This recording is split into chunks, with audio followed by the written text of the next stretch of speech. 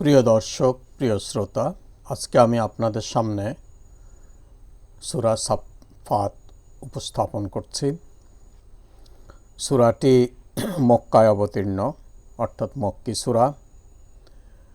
আয়াত সংখ্যা 182 আর রুকু সংখ্যা 5। এই সূরাটি কোরআন শরীফের গুরুত্বপূর্ণ। কোরআন শরীফের প্রত্যেকটা আয়াতই গুরুত্বপূর্ণ। প্রত্যেকটা সূরারই বিশেষ কিছু গুরুত্বপূর্ণ দিক থাকে, বিশেষ কিছু ইম্পর্টেন্স থাকে। তো সেই হিসাবে সূরা সাফফাতও তার ব্যতিক্রম নয়। সূরা সাফফাত ছোট ছোট আয়াত, খুব সুন্দর একটা সূরা, অনেকটা কবিতার ছন্দে, কবিতার ওজনে। ওজন মানে ছন্দ, ওয়া যা নুন, ওজন মানে ছন্দ, বাপ, এগুলা গ্রামার বিষয় এবং ছন্দ। তো প্রত্যেকটি আয়াতেরই একটি নিসবত থাকে। নিসবত মানে হচ্ছে উদ্দেশ্য থাকে। এক এক আয়াত এক এক বিষয়ে লক্ষ্য করে বলা হয়। এখন আমি উপস্থাপন করলে সহজেই বুঝতে পারবেন। বোঝার জন্য আপনাদের একটু মনোযোগী হওয়া দরকার, এবং আপনারাও আমি বলার পরে কোরআন শরীফ খুলে মিলিয়ে দেখবেন কথাগুলো ঠিক কিনা। তো আমি শুরু করছি। আউযু বিল্লাহি মিনাশ শাইতানির রাজিম। বিসমিল্লাহির রহমানির রহিম। যেমন প্রথম 1 থেকে 3 আয়াত, এটা হচ্ছে ফেরেশতাদের উদ্দেশ্য করে নাজিল হয়েছে। 1 থেকে প্রথম থেকে 3য় আয়াত ফেরেশতাদেরকে লক্ষ্য করে। এখানে ফেরেশতাদের শপথ নেওয়া হয়েছে, তাফসিরে আছে কেন ফেরেশতাদের শপথ নিলেন। এরপরে 4 থেকে 10 নম্বর আয়াত আল্লাহ মহান রব্বুল আলামিন সুবহানাহু তাআলা উনি ওনার নিজেকে উপস্থাপন করছেন। শুরু হলো 4 নম্বর আয়াতে, নিশ্চয়ই তোমাদের ইলা 1, আর 10 নম্বরে, তবে হঠাৎ কেহ কিছু শুনিয়া ফেলিলে জ্বলন্ত উল্কাপিণ্ড তাহার পশ্চাৎ ধাবন করে। এটা জিনদের উদ্দেশ্যে। জিনদের একটি বিশেষ ক্ষমতা আছে। তারা বিশেষ ক্ষমতা বলে অনেক দূর ভ্রমণ করতে পারে। বিশেষ করে আল্লাহ রাসূলের মুহাম্মদ সাল্লাল্লাহু আলাইহি ওয়াসাল্লাম শেষ নবীর আগমনের পর জিনদের উপর কিছু রেস্ট্রিকশন আরোপ করা হয়েছে। আমরা জিন জাতিকে দেখি না, কিন্তু কোরআন শরীফে যেহেতু আছে, আমরা ঈমান বিল গায়ব, গায়বের উপর ঈমান আনি। বারবারে আমি বলছি, ঈমান আনার বিষয় যুক্তি দিয়ে নয়। ঈমান আনার বিষয়টা হচ্ছে গায়েব দিয়ে, বিশ্বাসের উপর। আর সামাজিক বিষয়গুলো, কোরআন শরীফ ও সামাজিক আয়াতগুলো সংযুক্ত করলে, গেট টুগেদার করলে 20 পারা, 3 ভাগের 2 অংশ হচ্ছে দুনিয়া সম্পর্কিত, আর 3 ভাগের 1 আয়াত হচ্ছে পরকালীন সম্পর্কিত। এবং বেহেশত দোজখ তো আমাদের পরে হবে, কিন্তু এখানে পরকালীন আয়াতের প্রত্যেকটা জিনিসই অতীতকালের চিহ্ন দিয়ে। অর্থাৎ যেমন আমি বেহেশত দিয়েছিলাম, তারা দোজখে গিয়েছিল, কিন্তু অনুবাদে আমরা বাংলায় বেহেশত পাবো, এই মানে ফিউচার টেন্সে অনুবাদ করা হয়, কিন্তু অরিজিনাল কোরআনে এটা হলো মাজির সিগা, পাস্ট টেন্সের সিগা। তার মানে তকদির সম্পর্কে আল্লাহ তো সকল মানুষেরই ভবিষ্যৎ জানেন, সেই হিসাবে। তো এটা কোরআন শরীফের ভুল ধরে অনেকে। ঠিক আছে, যারা ভুল মনে করে তারা ভুল নিয়ে থাকুক। কোরআন শরীফে সূরা বাকারার আয়াতে তো আছে, এই কোরআন দিয়ে আল্লাহ কাউকে বিভ্রান্ত করেন এবং কাউকে হেদায়েত দান করেন। তারপরে হচ্ছে 11 থেকে 17 নম্বর সূরা, কাফিরদের ক্যারেক্টার, কাফিরদের চরিত্র সম্পর্কে বর্ণনা করা হয়েছে। 11 নম্বরে বলা হয়েছে, উহাদিগকে জিজ্ঞাসা করো, উহাদিগের সৃষ্টি করা কঠিনতর, না আমি অন্য যাহা কিছু সৃষ্টি করিয়াছি তাহার সৃষ্টি কঠিনতর। উহাদিগকে আমি সৃষ্টি করিয়াছি আঠালো মৃত্তিকা থেকে, আঠালো মাটি থেকে। এঁটেল মাটি থেকে। আর শেষ নম্বর আয়াত 17 নম্বর আয়াতে এবং আমাদিগের পূর্বপুরুষ দিগকেও, এটা কাফেররা প্রশ্ন করছে কোনো এক প্রসঙ্গে মরার বিষয়, যে আমরা যখন মরে যাব আমাদের কি আবার উঠানো হবে, আমাদের পূর্বপুরুষদের উঠানো হবে। এই আয়াতগুলো 11 নম্বর আয়াত থেকে 17 নম্বর আয়াত পর্যন্ত হচ্ছে কাফেরদের ক্যারেক্টার, কাফেরদের চরিত্র, কাফেরদের প্রসঙ্গ। 18 থেকে 23 নম্বর আয়াত হচ্ছে কাফেরদের প্রশ্ন প্রসঙ্গে উত্তর। এটাও কাফেরদের প্রসঙ্গ, এখানে কাফেরদের উত্তর দেওয়া হয়েছে। যেমন 18 নম্বর সূরাতে আল্লাহ বলছেন, আপনি বলুন হ্যাঁ এবং তোমরা হইবে লাঞ্ছিত। কুল নাম, বলুন, নাম মানে হ্যাঁ, ও আনতুম এবং তোমরা কি হবে, দাখেরুন, লাঞ্ছিত, দাখার, বেইজ্জত হবে, বেইজ্জত হবে। ইজ্জত শব্দটা আরবি শব্দ। আর 18 নম্বর 23 নম্বর আয়াতে লাস্টে আল্লাহর পরিবর্তে এবং উহাদিওকে পরিচালিত করো জাহান্নামের পথে, এই প্রসঙ্গে কাফেরদের আনসার দেওয়া হলো। 24 নম্বর আয়াত থেকে 33 নম্বর আয়াত, এটা হচ্ছে dialogue between leaders and followers কাফের। হাসরের মাঠে দেখা যাক কি আছে। 24 নম্বর আয়াতে আছে, অতঃপর উহাদিগকে থামাও, কারণ উহাদিগের প্রশ্ন করা হবে। এটা হচ্ছে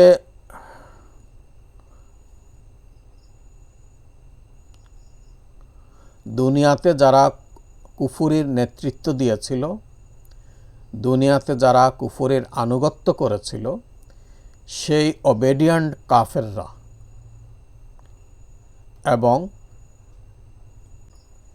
দুনিয়াতে যারা কুফুরির নেতৃত্ব দিয়েছিল, দুনিয়াতে যারা সেই নেতাদের আনুগত্য করেছিল, সেই লিডারশিপ এবং সেই ফলোয়ার্সদের পারস্পরিক বাকবিতণ্ডা। এখানে আমি সময় পেলে হায়াতে কুলাইলে, হায়াতে যদি দেয়, তো আমি এগুলো ধীরে ধীরে বিস্তারিত আলোচনা করার চেষ্টা করব। তো এই গেল এটা 24 থেকে 33 নম্বর আয়াত, dialogue between leaders and followers of the কাফিরস। 34 থেকে 34 নম্বর আয়াত থেকে 39 নম্বর আয়াত পর্যন্ত হচ্ছে ডাউনফল অফ কাফের, কাফেরদের পতন। কাফেরদের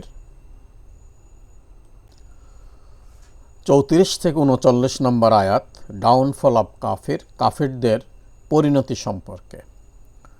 34 নম্বর আয়াত শুরুটা হলো এভাবে, অপরাধী দিগের প্রতি আমি এরূপই করিয়া থাকি। 39 নম্বর আয়াত, এবং তোমরা যাহা করিতে তাহারই প্রতিফল পাইবে। এটা হাসরের মাঠে কাফেরদের যে ডাউনফল সেটা বলা হচ্ছে। তারপরে 40 থেকে 50 নম্বর আয়াত, এটা হচ্ছে রিওয়ার্ডস টু বিলিভার্স, যারা ঈমানদার, যারা বিশ্বাসী, তাদের পুরস্কার। শুরুটা হচ্ছে এইভাবে 40 নম্বর আয়াতে, তবে তাহারা নয় যাহারা আল্লাহর একনিষ্ঠ বান্দা। ওই প্রতিফল পাবে, তার মানে যারা একনিষ্ঠ বান্দা তাদের প্রতি সেই প্রতিফল আসবে না, শাস্তিটা আসবে না, এটা। এবং 50 নম্বর আয়াত হচ্ছে, আয়াতটা শুরু হচ্ছে এইভাবে, শেষ হচ্ছে এইভাবে, তাহারা একে অপরের সামনাসামনি হইয়া জিজ্ঞাসাবাদ করিবে। এটা। তারপরে 51 নম্বর থেকে 57 নম্বর আয়াত হচ্ছে ফ্রেন্ডস বিটুইন প্যারাডাইজ অ্যান্ড হেল,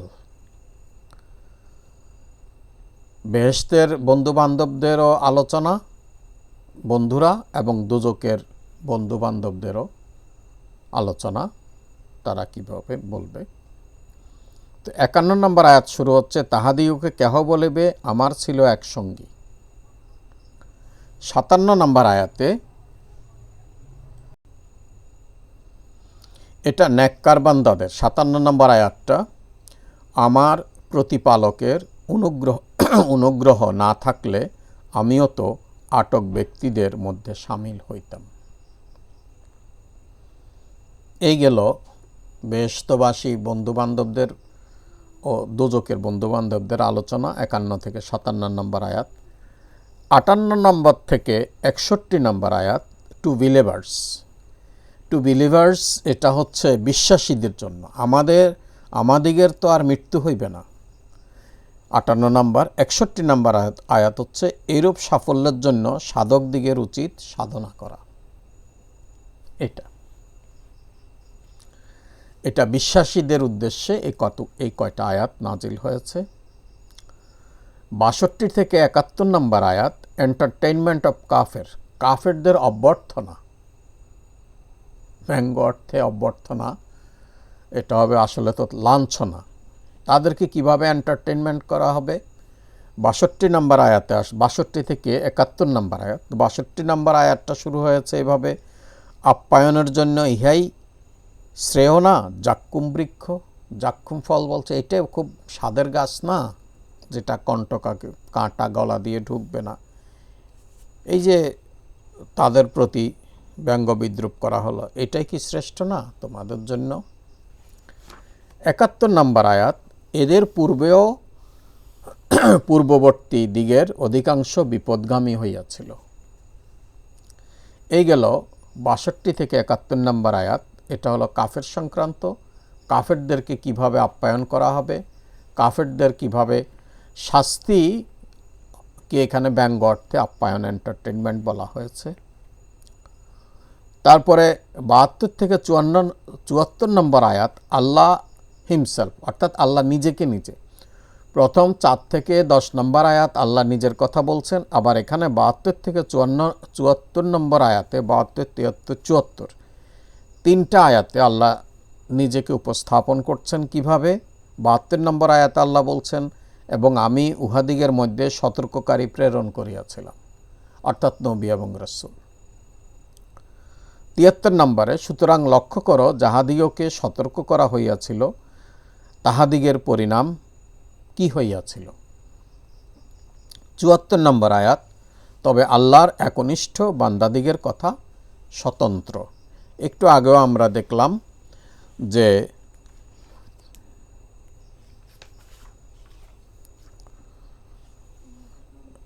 এই 40 নম্বর আয়াতে, তবে তাহারা নয় যাহারা আল্লাহর একনিষ্ঠ বান্দা। এই গেল 74 নম্বর আয়াত পর্যন্ত। এরপরে শুরু হলো 3 নম্বর রুকু। 3 নম্বর রুকু, প্রথম রুকুটা শেষ হয়েছিল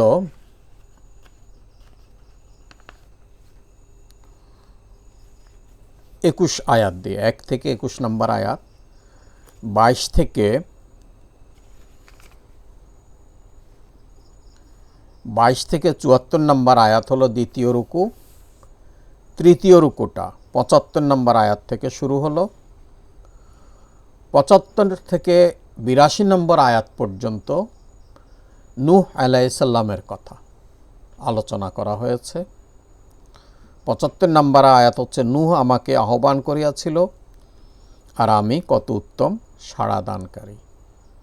82 নম্বর আয়াতে বলা হচ্ছে, আমি শুরুটা এবং শেষেরটা শুধু বলছি, অবশিষ্ট সকলকে আমি নিমজ্জিত করিয়াছিলাম, অর্থাৎ নূহ আলাইহিস সালামের নৌকা যারা ছিল তারাই রক্ষা পেল, আর সমগ্র মানব জাতি সে সময়ের ধ্বংস হয়ে গেল।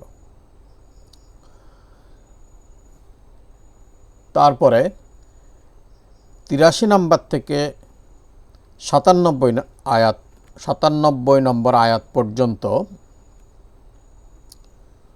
এই আয়াতটার নিসবত, এই আয়াতটার উদ্দেশ্য হচ্ছে ইব্রাহিম আলাইহিস সালাম। ইব্রাহিম আলাইহিস সালামকে উদ্দেশ্য করে এই আয়াত কয়টা, পবিত্র কালামে পাকের এই আয়াত কয়টা নাজিল হয়েছে। 83 নম্বর আয়াত, ইব্রাহিম তো তাহার অনুগামীদের অন্তর্ভুক্ত ছিল।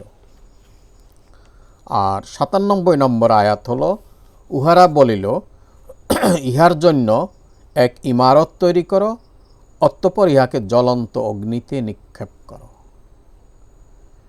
সেই ইব্রাহিম আলাইহিসসালামের কঠিন পরীক্ষার কথা সূরা সাফফাতের ৯৭ নম্বর আয়াতে আলোচনা করা হলো। বিভিন্ন সূরায় আছে, সূরা ইব্রাহিম আলাইহিসসালামের কথা বিভিন্নখানে আছে। সূরা নাহলে মনে হয় আছে ওই মূর্তি ভাঙার কথা। এখানে এই আয়াতগুলো বেশ গুরুত্বপূর্ণ। ইব্রাহিম আলাইহিসসালামের অনেকগুলো কথা এখানে বর্ণনা করা হয়েছে। ৮৯ নম্বর আয়াতে ফাকালা ইন্নী সাকিম, তিনি বললেন আমি অসুস্থ। অর্থাৎ ওনাকে যখন এই সূরার ৮৯ নম্বর আয়াত, যেখানে ইব্রাহিম আলাইহিসসালাম বললেন ফাকালা, ফা মানে দেওয়ার পর কালা, তিনি বললেন ইন্নি মানে আমি, নিশ্চয়ই, সাকিম অসুস্থ। হুজুরেরা ওয়াজ করে বলেন ইব্রাহিম, নাউজুবিল্লাহ, ইব্রাহিম আলাইহিসসালাম ৩ বার মিথ্যা কথা বলেছিলেন। এই একটা মিথ্যা কথা ওনারা বলেন এইটা। আমি আলোচনাটা ইব্রাহিম আলাইহিসসালামের আলোচনায় করেছি, আজকে আবারও করছি। যখন ইব্রাহিম আলাইহিসসালামকে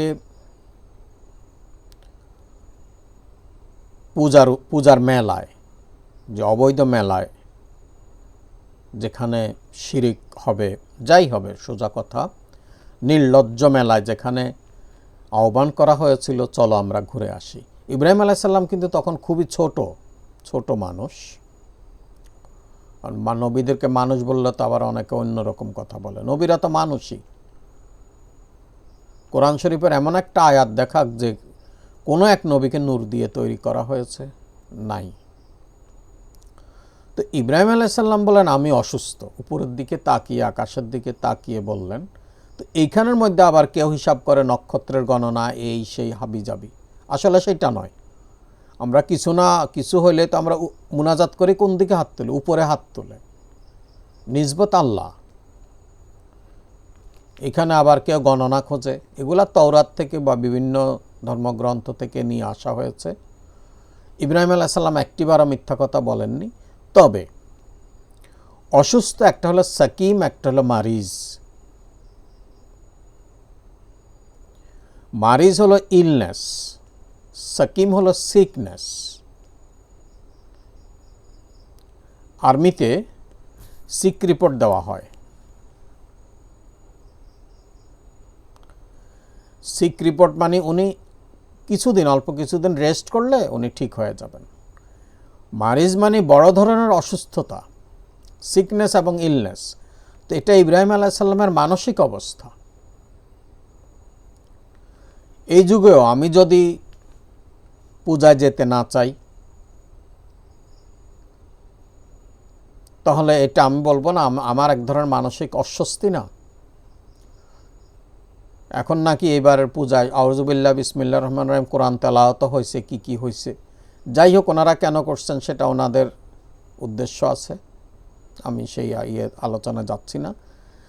যেহেতু ইব্রাহিম আলাইহিসসালাম বললেন ইন্নী ওয়াজহাতু ওয়াজহিয়া লিল্লাযী ফাতারাস সামাওয়াতি ওয়াল আরদা হানিফা মা আনা মিনাল মুশরিকিন, আমি শেষের কথাটা বলছি, এবং আমি মুশরিকদের অন্তর্ভুক্ত নই। কখন বললেন? 9 বছর বয়স ইব্রাহিম আলাইহিসসালামের। উনি ভাবলেন সবচেয়ে বড়কে সূর্য, এটা বিরাট ঘটনা। সবশেষে উনি দেখলেন সূর্য ডুবে গেল, চাঁদও ডুবে গেল, তারাও সরে গেল। তারপরে উনি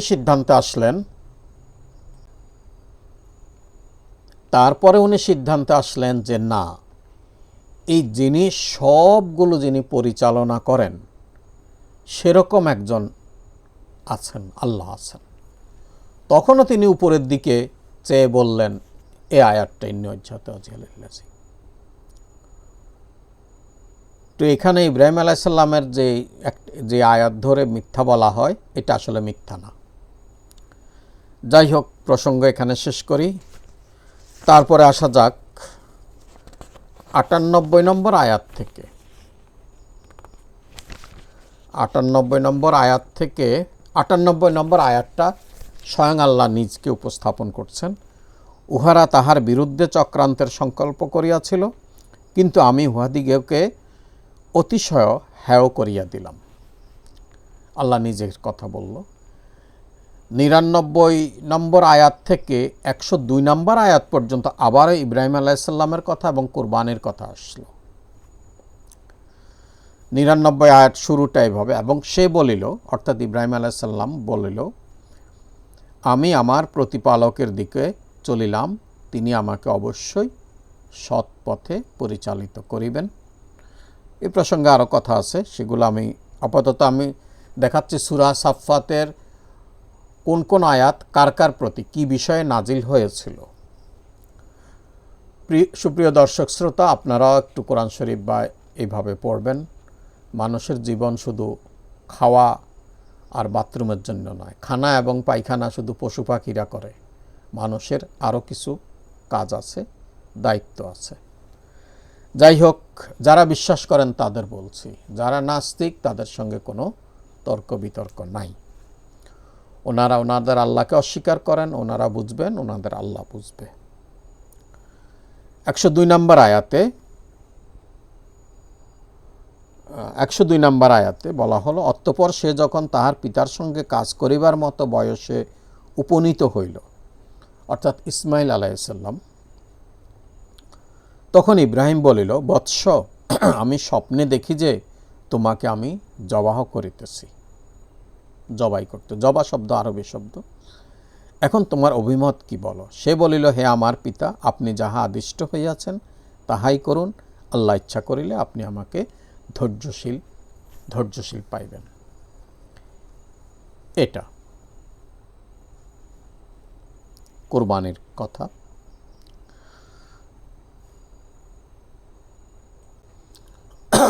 তারপরে 103 নম্বর আয়াত থেকে 113 নম্বর আয়াত পর্যন্ত আল্লাহ নিজেকে উপস্থাপন করছেন।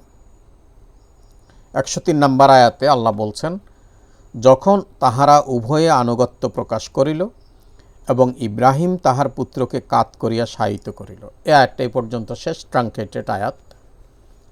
এরপরে চলে গেছে 104-এ, তখন যা হবার সেটা বলা হলো।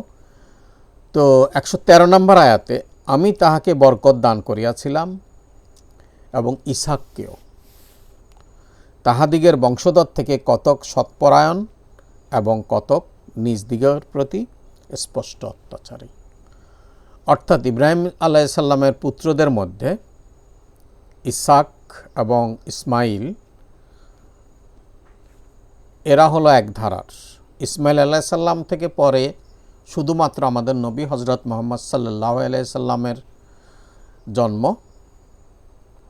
আর এই ফাঁকে অন্য যত নবীরা আসছেন সব ইসহাক আলাইহিসসালামের বংশধর থেকে। তো আল্লাহ বলছেন, আল্লাহ নিজের কথা, তারা কি করছে আল্লাহ এখানে কথা বলছেন আয়াতের মাধ্যমে। এরপরে 114 থেকে 122 নম্বর আয়াত, হজরত মুসা আলাইহিসসালাম। এই আয়াতের নিসবত হচ্ছে হজরত মুসা আলাইহিসসালাম। 114 নম্বর আয়াতে, আমি অনুগ্রহ করিয়াছিলাম মুসা ও হারুনের প্রতি। হারুন আলাইহিসসালামও নবী, মুসা আলাইহিসসালাম রাসূল, নবী এবং রাসূল। হারুন মুসা আলাইহিসসালামের ভাই এবং তিনিও নবী। 122 নম্বর আয়াত শেষ হলো এই কথা বলে। এখানে 114 থেকে 4 নম্বর রুকু শুরু হলো, 3 নম্বর রুকুটা শেষ হলো 113 নম্বর আয়াতে। তারপরে 122 নম্বর আয়াতে, তাহারা উভয়ই ছিল আমার মুমিন বান্দাদিগের অন্তর্ভুক্ত, অর্থাৎ মুসা এবং হারুন। এই গেল মুসা আলাইহিসসালামের উপর নাজিল উদ্দেশ্য করে আয়াত এই সূরার। এরপরে 123 থেকে 132 নম্বর আয়াত হজরত ইলিয়াস আলাইহিসসালামকে নিসবত করে, অর্থাৎ ইলিয়াস আলাইহিসসালামের প্রসঙ্গে আয়াতগুলো নাজিল হয়েছিল।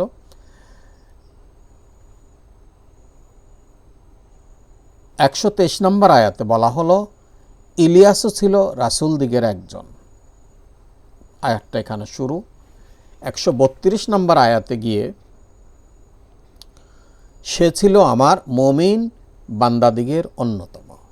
এই গেল ইলিয়াস আলাইহিসসালামের সম্পর্কিত আয়াত।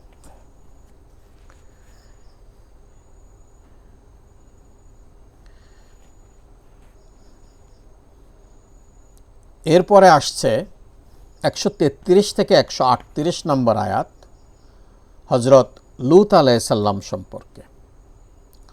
হজরত লূত আলাইহিসসালাম সম্পর্কে আয়াতগুলো আসছে। 133 নম্বর আয়াতে বলা হলো, লূতও ছিল রাসূল দিগের একজন। হজরত লূত আলাইহিসসালামও রাসূল দিগের একজন। হজরত লূত আলাইহিসসালাম ছিলেন ইব্রাহিম আলাইহিসসালামের ভাগিনা ভাতিজা যেভাবে বলা হোক, অর্থাৎ ছিল লূত আলাইহিসসালাম। এবং লূত আলাইহিসসালামকেই দুইটা ভাষা শিখতে হয়েছিল। ওনার উপর যে ভাষায় নাজিল হয়েছিল কোরআন, উনি পরে অন্য জায়গায় গেলেন, সেই ভাষাতে উনি কোরআনকে, মানে ওনার উপর যে ওহী নাজিল হয়েছিল সেই ওহীগুলো উনি এক্সপ্লেন করলেন। আর আমাদের কিতাব আরবিতে আসছে, আরবিতে লিখিত আছে, এখনও আছে, হয়তো নিশ্চয়ই কিয়ামত পর্যন্ত থাকবে। এরপরে 139 নম্বর আয়াত থেকে 148 নম্বর আয়াত পর্যন্ত এই আয়াতগুলো নাজিল হয়েছে হজরত ইউনুস আলাইহিসসালাম সম্পর্কে। 139 নম্বর আয়াতে বলা হলো, ইউনুসও ছিল রাসূল দিগের একজন। আর শেষ হলো 148 নম্বর আয়াতে, এবং তাহারা ঈমান আনিয়াছিল, ফলে আমি তাহাদিওকে কিছুকালের জন্য জীবন উপভোগ করিতে দিলাম। এই গেল ইউনুস আলাইহিসসালামের প্রসঙ্গে আয়াত। তারপরে আল্লাহ আবার নিজেই নিজের কথা বলছেন, আল্লাহ হিমসেলফ। সেখানে 149 থেকে 157 নম্বর আয়াত। 149 নম্বর আয়াতে বলা হলো, এখন উহাদিওকে জিজ্ঞাসা করো, তোমার প্রতিপালকের জন্যই কি রহিয়াছে কন্যা সন্তান এবং উহাদের জন্য পুত্র সন্তান? অর্থাৎ ফেরেশতারা আল্লাহর মেয়ে, ফেরেশতারা মেয়ে, আল্লাহর সন্তান, নাউজুবিল্লাহ, এগুলো তারা বলা শুরু করলো। তখন আল্লাহ তাদের কথার জবাব দিলেন যে কি আল্লাহর জন্য শুধু মেয়েগুলো থাকলো আর এই তোমাদের জন্য শুধু ছেলেগুলো? অর্থাৎ আল্লাহ তো ছেলেও নাই মেয়েও নাই। আল্লাহ ওদের কথার প্রসঙ্গটা টান দিয়ে বললেন যে আল্লাহর জন্য শুধু মেয়েগুলো। আবার এখানে কেউ নাস্তিকরা বিশেষ করে কতগুলো ফ্যাব্রিকেটেড আয়াত এরা জেনে বুঝে করে, আসলে এরা জানে, এগুলো ইচ্ছা করে মানুষদেরকে বিভ্রান্ত করে। আবার তারা বলবে যে কোরআনে বলা আছে আল্লাহ মেয়ে, ফেরেশতারা আল্লাহর মেয়ে। বিশেষ করে আবদুল্লাহ আল মাসুদ, ইমরান বিন বশির, এইগুলা মুফতি, আল্লাহ জানে তাদের কি হয়। তো 157 নম্বর আয়াতটা পর্যন্ত এখানে শেষে আল্লাহ বললেন, তোমরা সত্যবাদী হইলে তোমাদিগের কিতাব উপস্থিত করো। আল্লাহ বলছেন যদি তোমরা সত্যবাদী হয় তাহলে তোমাদের সত্যর পক্ষে, আমারটা যদি মিথ্যা হয়, এই কোরআন যদি মিথ্যা হয়, তাহলে তোমাদের সত্যটা উপস্থাপন করো। এই গেল আল্লাহ হিমসেলফ, অর্থাৎ আল্লাহ নিজের কথাগুলো যে বলছেন সেটা হচ্ছে 149 নম্বর আয়াত থেকে 157 নম্বর আয়াত। এরপরে 158 নম্বর আয়াত থেকে 163 নম্বর আয়াত নাজিল হলো। এটার নিসবত হচ্ছে মুশরিকদের মধ্যে। শেয়ারার, তারা নাস্তিক না, কিন্তু তারা আল্লাহ বিশ্বাস করে কিন্তু আল্লাহকে শরিক করে। আরেকটা কথা বলতে চাই, নাস্তিকের হলো জিন্দিক। এই নাস্তিকগুলো একদম আগে থেকেই ছিল, বিভিন্ন নবীর সময়ে নাস্তিক ছিল, আবার আস্তিক ছিল, শেয়ারার ছিল, মুশরিক ছিল। আর আস্তিক ছিল মনোথিস্ট, যেটা নবীদের অনুসরণকারী ছিলেন, একত্ববাদে বিশ্বাসী তারা। নাস্তিক যে এখন পয়দা হলো বা 200-100 বছরের ভিতরে হঠাৎ করে বাংলাদেশে, ইন্ডিয়ায়, পাকিস্তানে, এটা না। এটা নাস্তিকদের ঘটনা আগে থেকেই আছে, আগেও নাস্তিক ছিল। তো 158 নম্বর আয়াতে আল্লাহ বলছেন, উহারা আল্লাহ ও জিন জাতির মধ্যে আত্মীয়তার সম্পর্ক স্থির করিয়াছে। এখন মুশরিকরা বলে জিনেরা আল্লাহর সাথে সম্পর্ক, অথচ জিনেরা জানে তাহাদিগকে উপস্থিত করা হবে শাস্তির জন্য। আল্লাহর সৃষ্টি জগতের মধ্যে জিন এবং মানুষেরই হিসাব হবে, শাস্তি এবং পুরস্কার দুই জাতির জন্য রয়েছে।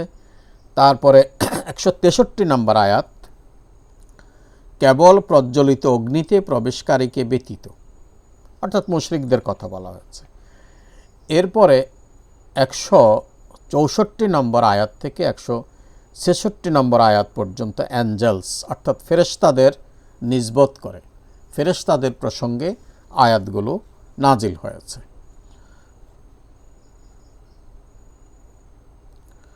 164 নম্বর আয়াতে বলা হচ্ছে, আমাদিগের প্রত্যেকের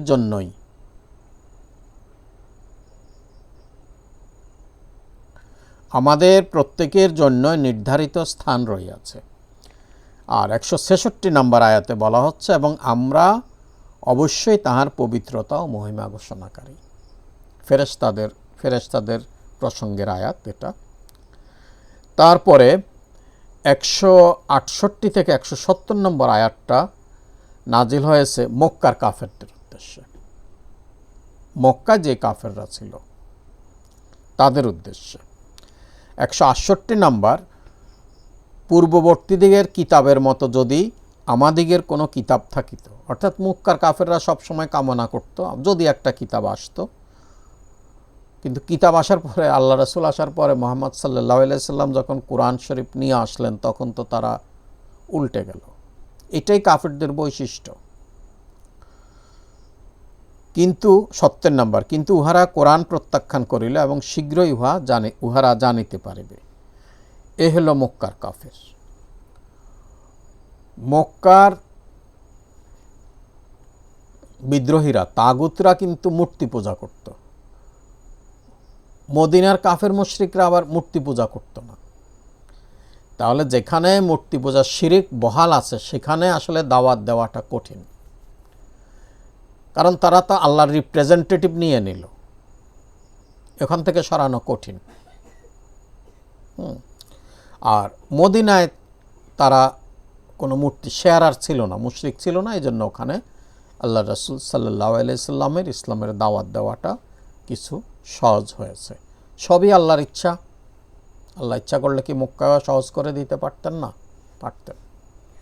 যাই হোক, 171 নম্বর আয়াত থেকে 173 নম্বর আয়াত পর্যন্ত আল্লাহ আবার নিজের কথা বলছেন, আল্লাহ হিমসেলফ।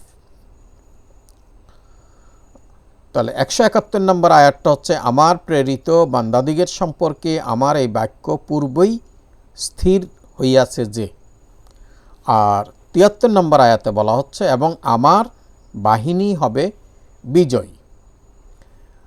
আল্লাহর বাহিনীকে বলছে বিজয়ী। কোরআন শরীফে প্লুরাল বহুবচন আছে। বহুবচন অর্থ হলো আল্লাহর রাসূল, ফেরেশতা। আল্লাহ যুদ্ধের ময়দানে বিভিন্ন যুদ্ধে আল্লাহ ফেরেশতাদেরকে পাঠিয়েছেন, এটাই হলো আল্লাহর বাহিনী। এখানে আল্লাহর একত্ববাদে আল্লাহ বহুবচন কেন ব্যবহার করলেন, এইটা নিয়ে আবার কাফিররা বলে বানানো। এখনকার নাস্তিকেরা, ওদের কথা ওদেরকে বলতে দেওয়া হোক। তারপরে 174 থেকে 182 নম্বর আয়াতের প্রসঙ্গ হচ্ছে আমাদের রাসূল পাক হযরত মুহাম্মদ মুস্তাফা সাল্লাল্লাহু আলাইহি সাল্লামের প্রসঙ্গে। অতএব কিছুকালের জন্য তুমি উহাদিওকে উপেক্ষা করো, মানে তাদেরকে উপেক্ষা করা হোক, তাদের কথার গুরুত্ব দেওয়া না হোক। এটা আসছে 184 থেকে 182 নম্বর আয়াত শেষ। এই সূরাটা পঞ্চম রুকু শুরু হলো। রুকুটা আসলে বিষয় না, আমি রাবিয়ান অনেক কোরআন শরীফ দেখেছি, সেখানে রুকুই নাই, সেখানে রুকু নাই। তো পঞ্চম রুকুটা শুরু হলো 139 নম্বর আয়াত থেকে এবং শেষ হলো 182 নম্বর আয়াতে।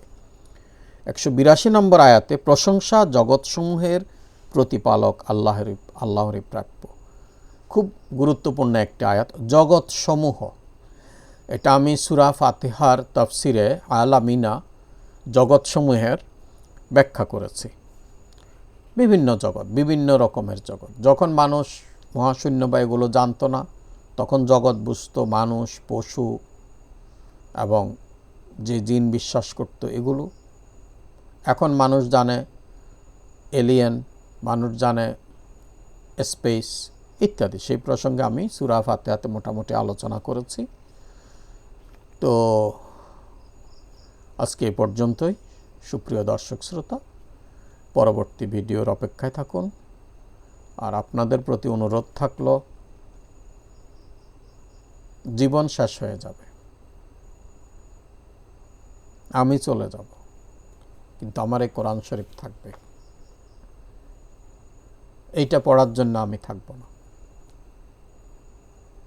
কাজেই মানুষের হায়াত, দুনিয়াতে আসার সিরিয়াল আছে।